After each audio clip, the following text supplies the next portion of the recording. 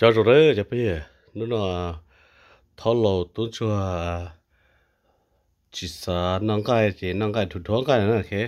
Chỉ nó chỉ cũng kỹ cho nên tổng thể thì cái tàu nó cho ở lên cái kì.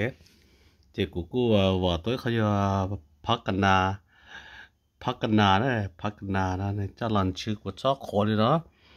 Nó xin ơi kì. Chỉ còn nó chỉ the best my papayas kì.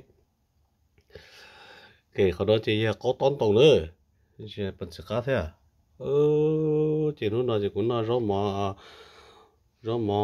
nên nó rõ mà mong to shit đã khăn nữa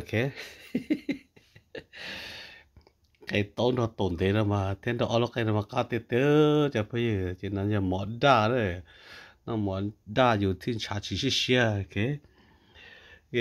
เขาnó là healthy cái đó nè Pakana with chili pepper.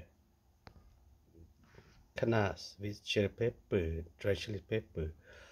The best my papaya. ส้มตำแซ่บหลายเด้อร่อยมากมาหอม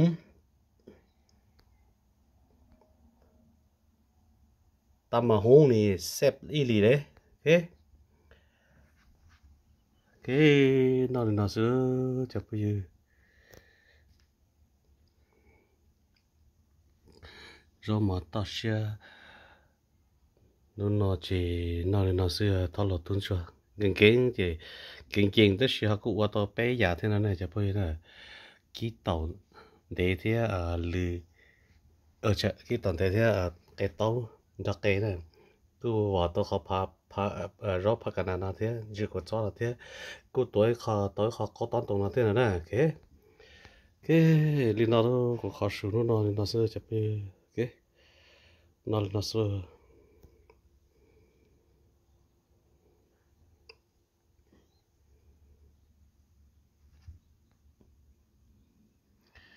có tón tông khó mà cô có cho khó ra cô có cho nó cô lấy chi luôn nè tất gì cô cho thật sự ra biệt tha rồi mà khá rồi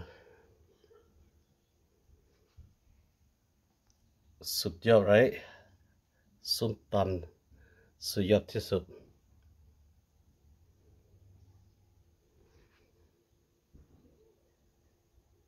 Okay, here we go